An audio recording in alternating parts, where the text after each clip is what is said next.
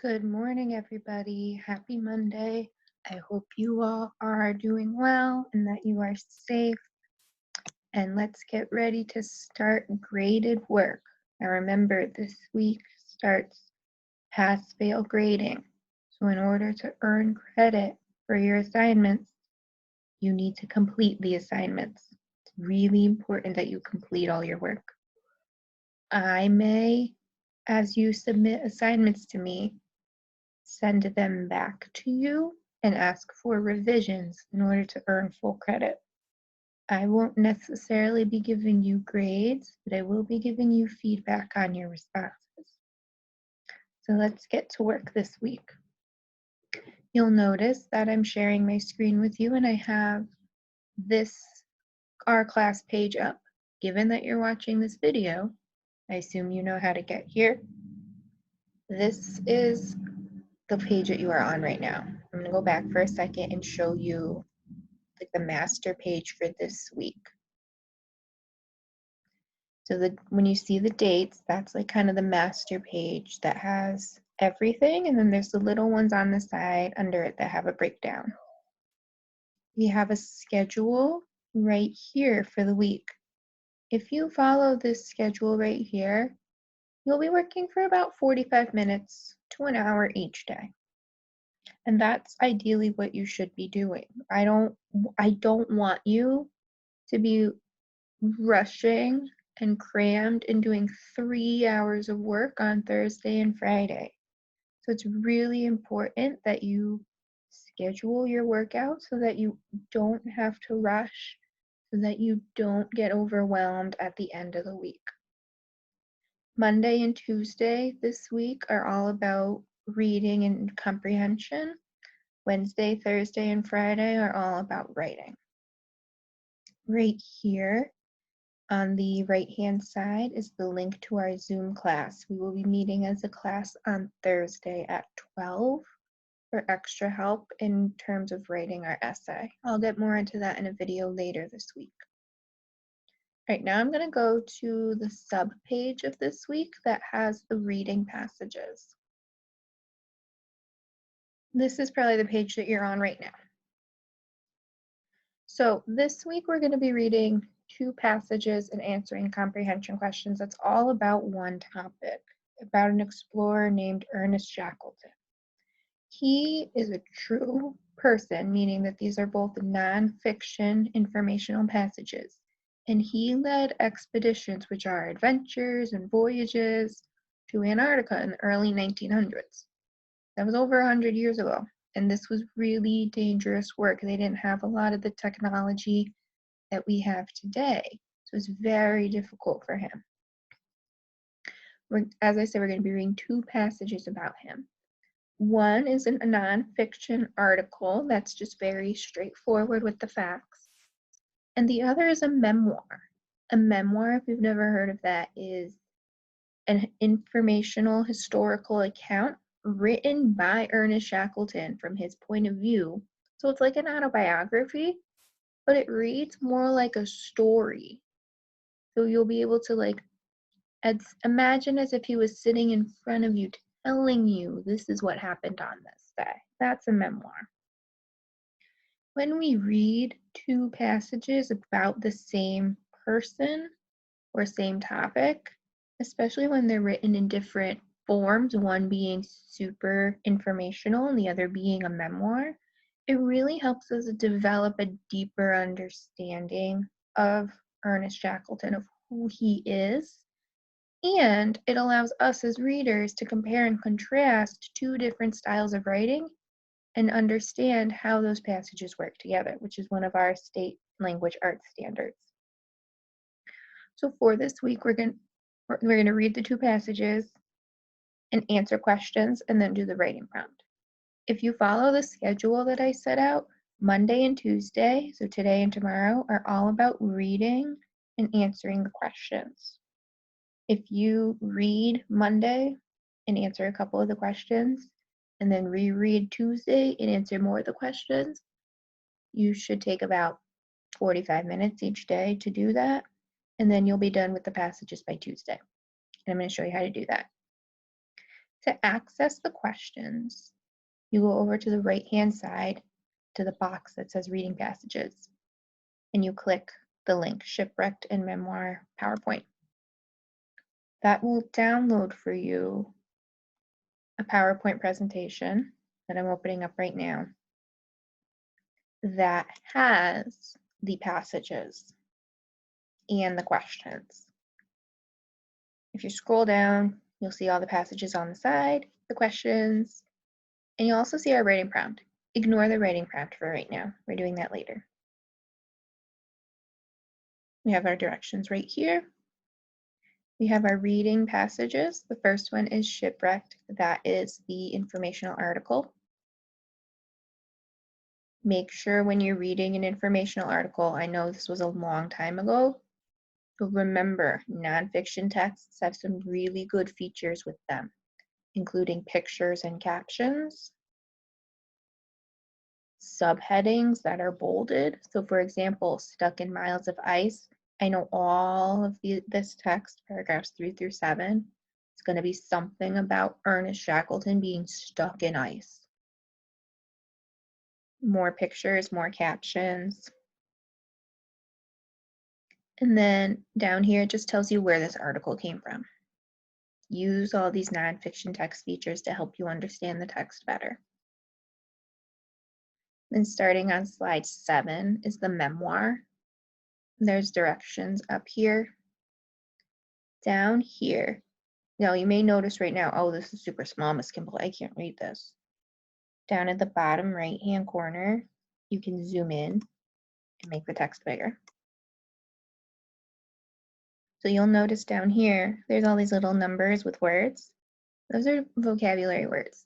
So if you go into the text, you read this sentence, the weather was showing some signs of improvement, and I begged the Chilean government.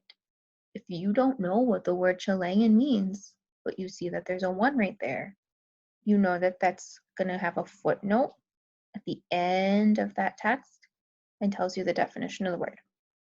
So follow the 1 down to the bottom and you'll see Chilean, an early 20th century spelling, later revised for today's Chilean.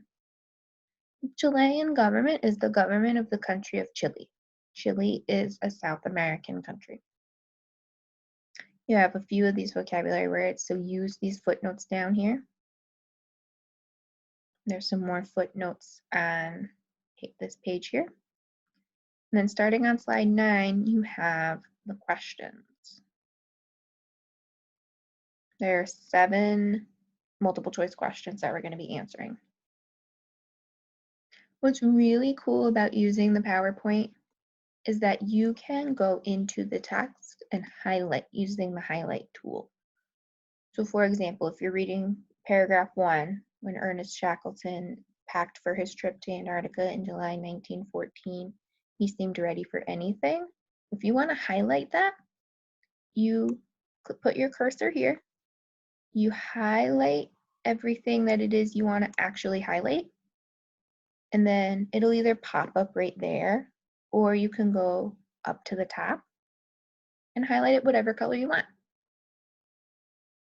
You could also use different color highlights for different types of information. So you could use yellow for information about the main idea. You could use red for words that you don't know. You could use green to help you highlight to answer questions, whatever it is that you want to do, whatever system works best for you. After you read the 2 articles, you're going to go down to slide 9. Just read the questions and then answer the questions. What I would suggest doing is having a piece of paper right next to you and writing down the question number and the letter to the correct answer for that question, because you're not submitting your answers right here. If you did that, I'd never know what you put as your answer. To submit your answers, you're going to go back to our class page on the under week of 5-4 to 5-8 on the Shipwrecked and a Memoir of the Endurance Voyage subpage. You're going to submit your answers here. To do that, you're going to go over to the right-hand side. You're going to click Find the discussion post, Shipwrecked and Memoir Answers. You're going to click the pink link. That means it's going to bring you to the discussion. You're going to click Create New Post. You're going to give it a title, so Answers. And then you're going to put your answers here. To do that, please, you need to put the number. You need to put the number or I won't know what question you're answering. So put number 1. And then whatever letter is the answer for number 1. I'm going to guess A. I don't really know yet. 2. For 2, because there's 2 parts, you can go back and put part A. Maybe it's B. Part B. I don't know, maybe it's B again. And then do that for all the questions. If you want, if you're only answering a couple questions at a time, you can totally do that. Say you just want to do 1 and 2 today, and you'll do the rest tomorrow. Answer your questions and then click Save Draft. When you go to finish the questions the next day or after lunch or whatever, you'll go back to the discussion post and it will show you on the top, you have a draft post waiting to be finished. Click Edit Draft, and then you can go and finish them up. I'm going to delete my draft because I don't need it.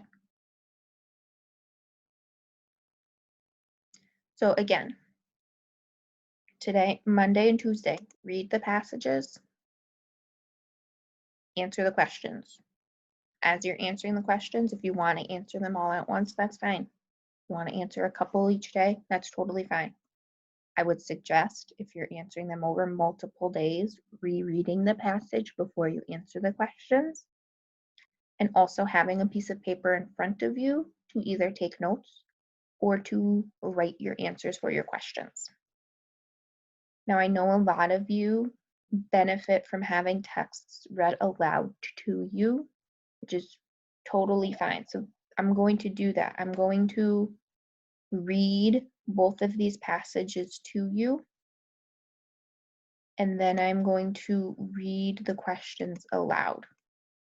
If you don't need me to do that, that is fine. You can stop this video now, go on and start reading out loud. But this read aloud version is available to you if you need it. And so I'm going to give you guys 30 seconds to grab what you need. Pause this video. If you need to grab headphones or a pen or a pencil or a piece of paper or whatever, and then we're going to read.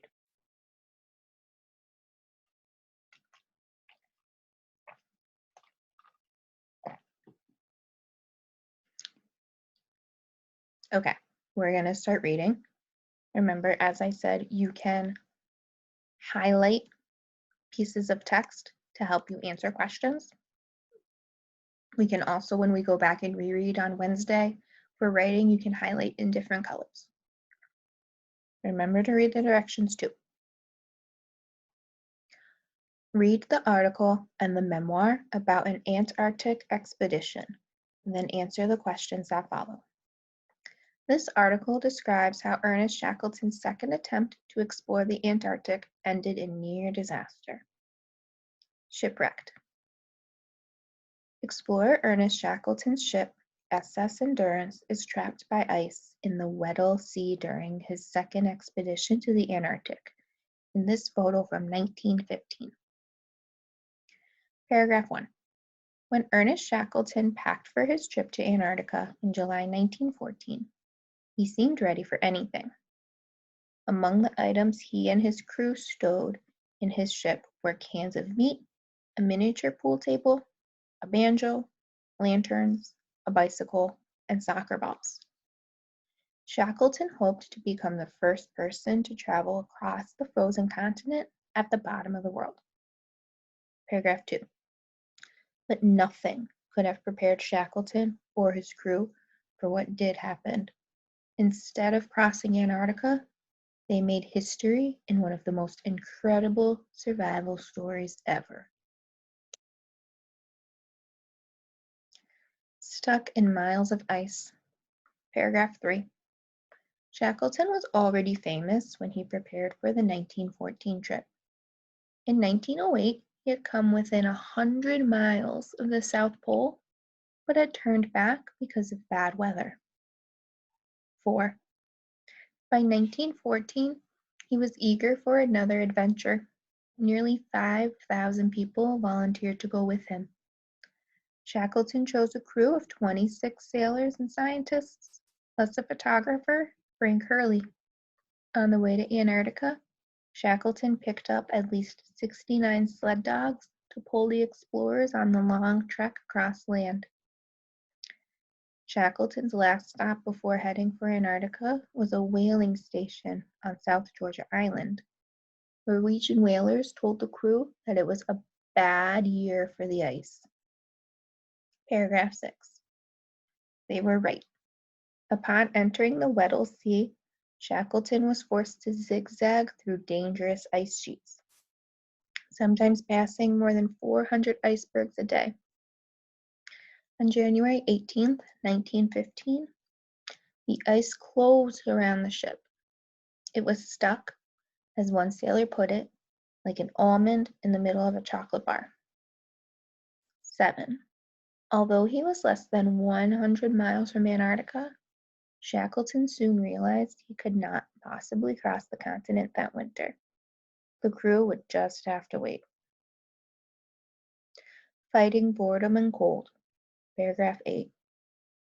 As the ship slowly drifted with the ice, the sailors played cards, listened to records, held singing contests, or got silly haircuts. On the snow outside, the men built fancy dog-loos with porches and domes. Some even slept with the dogs for warmth. Meanwhile, Hurley kept busy taking photos. He often braved the cold while others stayed inside. So there's a photo right here. Photographer Frank Hurley on the left, and Ernest Shackleton sit in front of a tent on the ice floe after leaving their ship in the Weddell Sea. Paragraph 9. The ship was locked in ice for 10 months. By October 1915, the ice was crushing its thick wooden walls. It was a sickening sensation, Shackleton wrote in his diary. He ordered the crew to leave. They grabbed what they could, including 150 of Hurley's precious photos. A heroic rescue. Paragraph 10. The sailors struggled to reach land on 3 lifeboats they dragged across ice and rowed through frigid waters. They shivered in their thin coats, which often froze solid. At times they had to crawl through slush to avoid sinking. While killer whales swam around them, Shackleton and his men ate penguin and burned seal blubber for fuel. 11. Eventually, the crew landed on Elephant Island, but it was deserted. So Shackleton bravely set out again with 5 of his strongest men. They sailed and rowed for 800 miles in a tiny boat, battling high waves, winds, and severe thirst. Finally, they landed at South Georgia Island, where they almost died climbing jagged peaks for 3 days before reaching the whaling station. The thought of those fellows on Elephant Island kept us going, said Shackleton. Paragraph 12. 4 months after Shackleton sailed away, one of the men on Elephant Island spotted a ship offshore. When it came closer, the crew recognized Shackleton. They began to laugh and hug. They were rescued. Paragraph 13. To the world's amazement, all 28 members of the Endurance expedition arrived home safely. How? Many say it was because Shackleton was a true hero. As the explorer said, if you're a leader, you've got to keep going. So that's our article. Now we're going to read our memoir, which is much shorter, and then we'll look at the questions. In this excerpt from Sir Ernest Shackleton's memoir, Shackleton is making his fourth attempt to save the remainder of his crew, which is stranded on Elephant Island. Accompanying him are members of his crew, including Captain Frank Worsley, Second Officer Tom Crean, and some Chilean sailors. When they arrive, they are greeted by Frank Wild, second in command, who has remained behind with the rest of his crew. So it sounds like this memoir is all about that voyage that we just read about in the article, except it's from Shackleton's point of view. So keep that in mind. A Memoir of the Endurance Voyage by Ernest Shackleton. Paragraph 1. The weather was showing some signs of improvement, and I begged the Chilean government to let me have the Yelcho for a last attempt to reach the island. She was a small, steel-built steamer, quite unsuitable for work in the pack, but I promised that I would not touch the ice. The government was willing to give me another chance, and on August 25th, I started south on the fourth attempt at relief. So notice these little footnotes here. I'm going to go to the bottom of the page and see what they mean. So a steamer is a ship powered by steam. That makes sense. And then a pack is short for pack ice, which refers to many individual pieces of ice floating together almost as one. Paragraph 2. This time, Providence favored us. Again, I'm going to use my footnotes. Providence, reference to God or other power offering protection. So he's basically saying that God showed them favor here. The little steamer made a quick run down in comparatively fine weather, and I found as we neared Elephant Island that the ice was open. A southerly gale had sent it northward temporarily, and the Yelcho had her chance to slip through. We approached the island in a thick fog, and did not dare to wait for this to clear, and at 10 a.m. on August 30th, we passed some stranded bergs. Then we saw the sea breaking on a reef, and I knew that we were just outside the island. 3. It was an anxious moment, where we had still to locate the camp, and the pack could not be trusted to allow time for a prolonged search in thick weather. But presently the fog lifted and revealed the cliffs and glaciers of Elephant Island. I proceeded to the east, and at 11:40 a.m.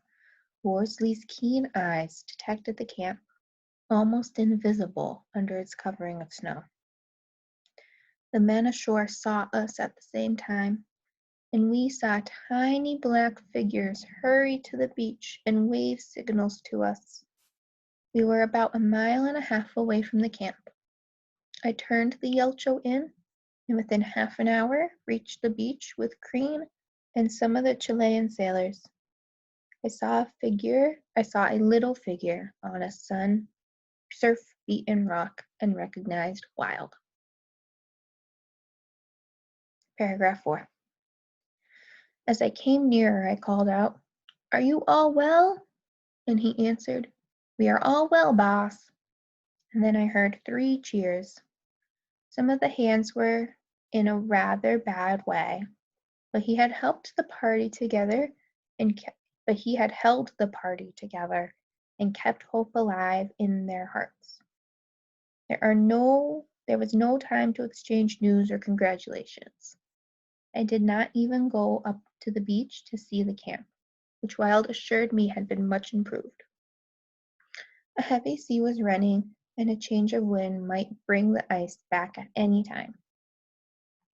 I hurried the party aboard, and with all possible speed, taking also the records of the expedition and essential portions of equipment. Everybody was aboard the Yelcho within an hour, and we steamed north at the little steamer's best speed.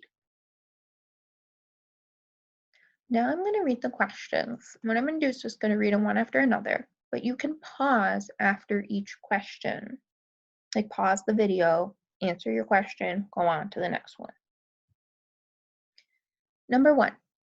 Which sentence from Shipwrecked best shows that there was a great interest in Shackleton's voyage to the Antarctic? A. When Ernest Shackleton packed for his trip to Antarctica in July 1914, he seemed ready for anything. B. Shackleton was already famous when he prepared for the 1914 trip. C. In 1908, he had come within 100 miles of the South Pole, but had turned back because of bad weather. Or D. Nearly 5,000 people volunteered to go with him. And remember, guys, you can go back to the text to help you answer the questions. Number 2 is a two-parter. Part A. To the following best states a central idea of shipwrecked. A. Great leaders listen to the advice of others. B. People are at the mercy of the power of nature. C. Taking necessary precautions ensures the safety of an expedition. D. Long journeys require a lot of preparation to make them successful. And part B. Which evidence from Shipwrecked best supports your answer to part A?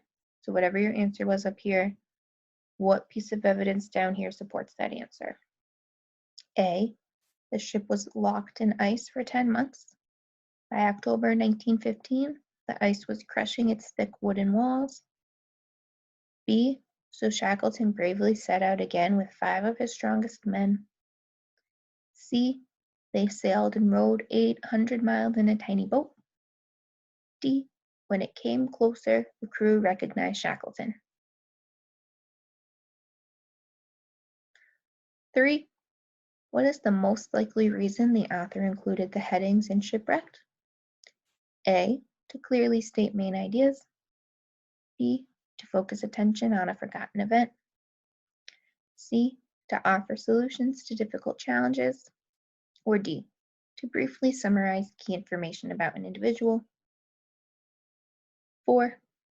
Reread paragraphs 2 and 3 of a memoir of the Endurance Voyage. The phrase thick weather in paragraph 3 mainly suggests that the weather was A. Constantly changing. B. Powerful and impressive. C. Unpleasant and frightening. D. Difficult to navigate through. 5. Which of the following best summarizes a memoir of the Endurance Voyage? A. Favorable weather conditions allowed Shackleton to launch a rescue mission to find his crew. The weather on the journey to Elephant Island was mostly clear, but fog near the island made the trip stressful.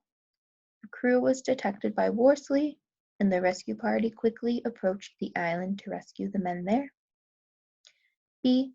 Favorable weather conditions allowed Shackleton to launch a rescue mission to find his crew. The crew was detected by Worsley, and the rescue party quickly approached the island to rescue the men there. While rescuing the men, Shackleton gathered some important documents and necessary equipment. C. The crew was detected by Worsley, and the rescue party quickly approached the island to rescue the men there. While rescuing the men, Shackleton gathered some important documents and necessary equipment. The weather on the journey to Elephant Island was mostly clear, but fog near the island made the trip stressful. D. While rescuing the men, Shackleton gathered some important documents and necessary equipment. The crew was detected by Worsley, and the rescue party quickly approached the island to rescue the men there.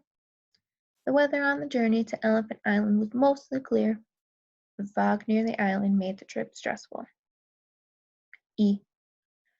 The weather on the journey to Elephant Island was mostly clear, but fog near the island made the trip stressful. Favorable weather conditions allowed Shackleton to launch a rescue mission to find his crew. While rescuing the men, Shackleton gathered some important documents and necessary equipment. Number 6.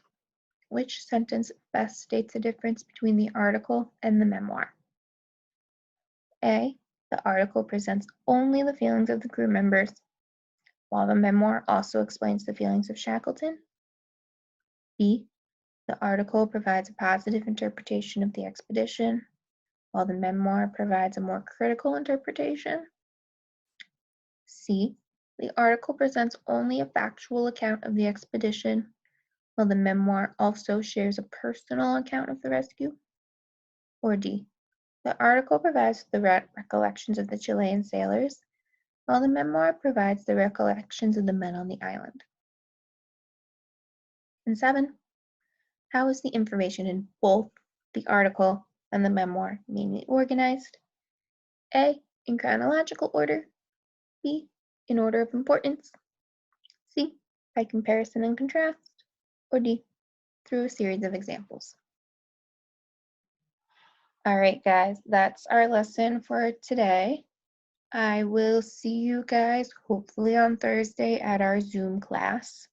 On Wednesday, I'm going to post another video with directions for the writing assignment. If you want to get a head start on it, that's totally fine, but don't do too much without watching the video that I post on Wednesday. If you have any questions, feel free to reach out through Dojo, email, or through PowerSchool. See you later. Bye.